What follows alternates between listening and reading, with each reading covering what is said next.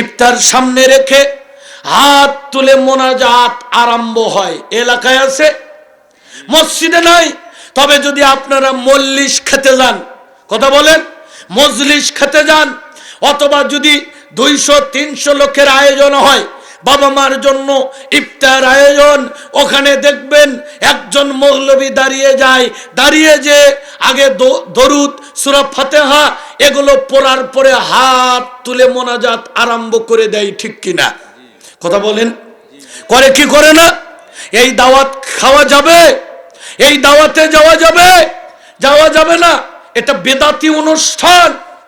অন্যকে ইফতার করালে নেকি পাওয়া যাবে, কিন্তু এর মানে এই নয় আপনি জোর করে খানা সামনে দিয়ে মুসল্লিদের কাছ থেকে বেদাত করে নেবেন। এই অধিকার আপনাকে কেউ দেয় নয়।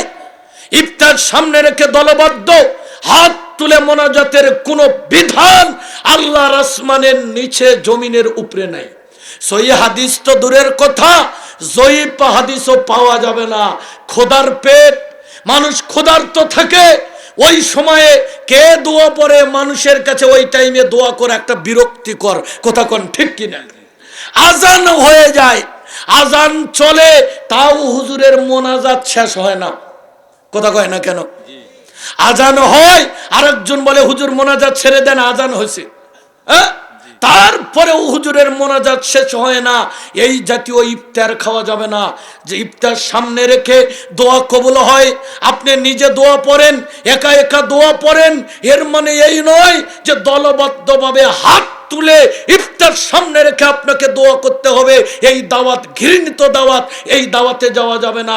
কুকুরের গোশত যেমন খাওয়া হারাম, শুয়ারের গোশত খাওয়া যেমন হারাম, বেদাতি অনুষ্ঠানে দাওয়াত খাওয়া তেমনই হারাম। ইফতার সামনে রেখে আরো একটি বিদআত আজকে আমাদের মধ্যে আছে। কোন বিদআত? যেই দোয়া কোরআনে নাই, হাদিসে নাই, সহিহ হাদিস নাই, জাল হাদিস। কি? আল্লাহুম্মা লাকা সুমতু ওয়া আলা রিজকিকা আফতারতু। ছোটতে এই দোয়া আমরা পড়েছি, আমাদেরকে মেরে মেরে এই দোয়া মুখস্থ করাতো। এখন আমরা দাওরায়ে হাদিসে পড়লাম, পড়ে যখন দেখলাম এই দোয়ার কোনো শিকড় নাই, কি নাই? শিকড় নাই, এই দোয়ার কোনো অস্তিত্ব নাই। অথচ এই দোয়া ক্যালেন্ডারে লেখা আছে ইফতার শুরুতে এই দোয়া পড়িতে হয়, কতক্ষণ ঠিক কিনা?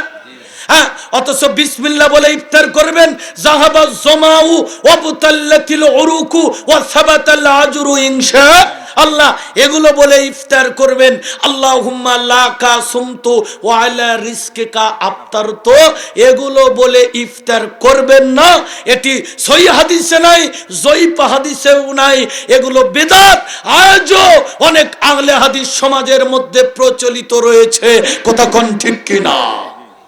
আমরা সালাত ঠিক করেছি, কিন্তু এইগুলো আজও আমরা ঠিক করতে পারি নাই, কথা বলেন ঠিক কিনা?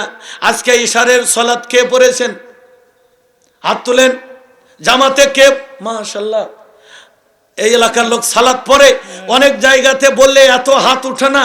আলহামদুলিল্লাহ, আল্লাহ আমাদেরকে ইসলামের জন্য কবুল করে নিন, আমিন।